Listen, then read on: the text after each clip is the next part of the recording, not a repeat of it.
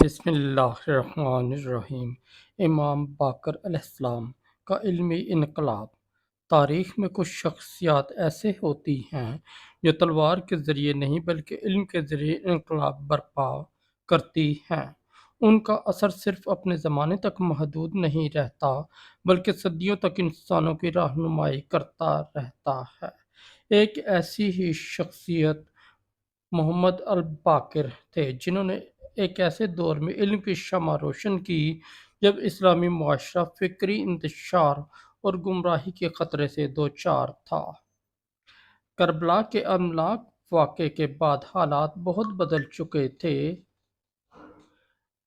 Battle of Karbala نے امت کو ہلا کر رکھ دیا تھا۔ سیاسی طاقت حکمرانوں کے ہاتھوں میں تھی اور دین کی اثر رو آہستہ آہستہ لوگوں کی نظروں سے اوجھل ہوتی جا رہی تھی۔ مختلف نظریات جنم لے رہے تھے، جھوٹی روایات پھیلائی جا رہی تھیں اور عام لوگوں کے لیے حق اور باطل میں فرق کرنا مشکل ہوتا جا رہا تھا۔ ایسے نازک وقت میں امام محمد باقر نے محسوس کیا کہ امت کو سب سے زیادہ ضرورت علم اور شعور کی ہے۔ آپ نے ہتھیار اٹھانے کی بجائے تعلیم اور تربیت کا راستہ اختیار کیا۔ آپ جانتے تھے کہ اگر لوگوں کی فکر درست ہو جائے تو معاشرہ خود بخود درست سمت میں چل پڑے گا۔ مدینہ میں آپ کی علمی محفلیں دور دور تک مشہور ہونے لگیں۔ لوگ مختلف علاقوں سے سفر کر کے آپ کے پاس آتے تاکہ علم حاصل کر سکیں۔ کوئی قرآن کی تفسیر سیکھنا چاہتا تھا، کوئی حدیث، کوئی فقہ اور کوئی اخلاقیات۔ امام علیہ السلام ہر سوال کا مدلل اور حکمت بھرا جواب دیتے۔ آپ کے علم کی گہرائی دیکھ کر بڑے بڑے علماء بھی حیران رہ جاتے تھے۔ اسی وجہ سے آپ کو باقر العلوم کا لقب دیا گیا، جس کا مطلب ہے علم کے خزانے کھولنے والا۔ یہ لقب کسی حکمران یا جماعت نے نہیں دیا تھا بلکہ آپ کے علم اور عظمت کو دیکھ کر لوگوں نے خود آپ کو اس نام سے یاد کرنا شروع کیا۔ امام باقر صرف کتابی علم نہیں سکھاتے تھے، آپ کی تعلیمات کا مقصد انسان کی شخصیت کو سنوارنا تھا۔ آپ فرماتے تھے کہ بہترین علم وہ ہے جو انسان کے عمل میں نظر آئے۔ اگر علم انسان کو بہتر انسان نہ بنا سکے تو وہ اپنی اصل روح کھو دیتا ہے۔ آپ کی درسگاہ سے ایسے شاگرد نکلے جنہوں نے بعد میں اسلامی علوم کو محفوظ کرنے اور پھیلانے میں اہم کردار ادا کیا۔ تاریخ بتاتی ہے کہ ہزاروں افراد نے آپ سے علم حاصل کیا۔ ان شاگردوں نے آپ کے افکار اور تعلیمات کو مختلف علاقوں تک پہنچایا، جس سے ایک عظیم علمی تحریک وجود میں آئی۔ اسی دوران حکمران طبقہ بھی امام کی بڑھتی مقبولیت پر نظر رکھے ہوئے تھا۔ انہیں معلوم تھا کہ علم لوگوں میں شعور پیدا کرتا ہے اور باشعور لوگ ظلم اور ناانصافی کو آسانی سے قبول نہیں کرتے۔ یہی وجہ تھی کہ اہل بیت کی علمی سرگرمیوں کو اکثر شک کی نظر سے دیکھا جاتا تھا۔ لیکن امام باقر نے تمام مشکلات کے باوجود اپنے مشن کو جاری رکھا۔ آپ نے لوگوں کو سکھایا کہ دین صرف عبادات کا نام نہیں بلکہ عدل، دیانت، اخلاق اور انسانیت کا نام بھی ہے۔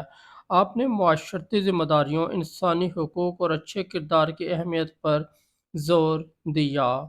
امام کی ایک بڑی خصوصیت یہ تھی کہ آپ پیچیدہ مسائل کو انتہائی آسان انداز میں بیان کرتے تھے۔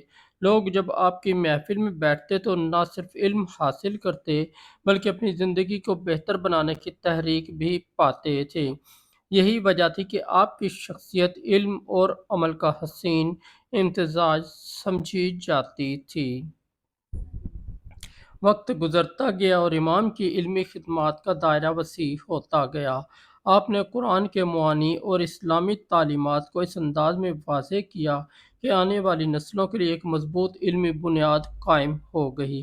آج اسلامی فقہ، حدیث اور تفسیر کے بہت سے ذخائر میں امام باقر کی تعلیمات کا اثر واضح طور پر دیکھا جا سکتا ہے۔ لیکن تاریخ گواہ ہے کہ حق کا راستہ ہمیشہ آسان نہیں ہوتا۔ مخالفین امام کے اثر و رسوخ سے پریشان تھے۔ آخر کار 114 ہجری میں آپ کو زہر دے کر شہید کر دیا گیا۔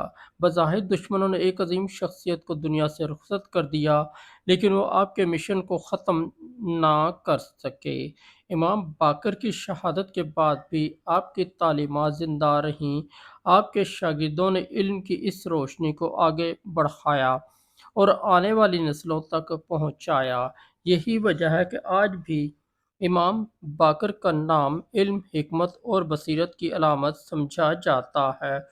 امام باقر کا سب سے بڑا کارنامہ یہ تھا کہ آپ نے ثابت کیا کہ حقیقی انقلاب صرف میدان جنگ میں نہیں آتا بلکہ ذہنوں اور دلوں میں بھی برپا ہوتا ہے۔ تلواریں وقتی فتوحات حاصل کر سکتی ہیں، لیکن علم وہ طاقت ہے جو صدیوں تک زندہ رہتی ہے۔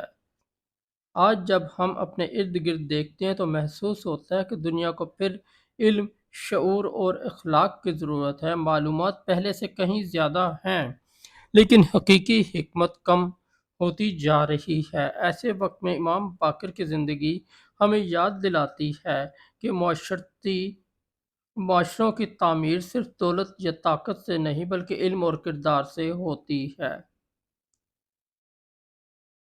امام باقر کا علمی انقلاب دراصل انسان کی سوچ کو بدلنے کا انقلاب تھا۔ آپ نے لوگوں کو سکھایا کہ سوال کرنا سیکھنا، غور و فکر کرنا اور حق کی تلاش میں رہنا ایک مومن کی ذمہ داری ہے۔ یہی وہ پیغام ہے جو آج بھی اتنا ہی اہم ہے جتنا 1400 سال پہلے تھا، اور شاید یہی وجہ ہے کہ صدیوں گزر جانے کے باوجود امام باقر کا نام آج بھی احترام کے ساتھ لیا جاتا ہے، کیونکہ علم کی روشنی کبھی بجھتی نہیں اور جو لوگ علم کے چراغ روشن کرتے ہیں وہ تاریخ کے صفحات میں ہمیشہ زندہ رہتے ہیں۔ دوستوں، اگر آپ کو ہماری اسٹوری اچھی لگی تو ہمارے اس چینل کو سبسکرائب کر دیں، اس ویڈیو کو لائک اور دوستوں کے ساتھ شیئر کر دیں، اور ہمارا دوسرا چینل ہے روشنی ہدایت، اس پر بھی ضرور وزٹ کریں۔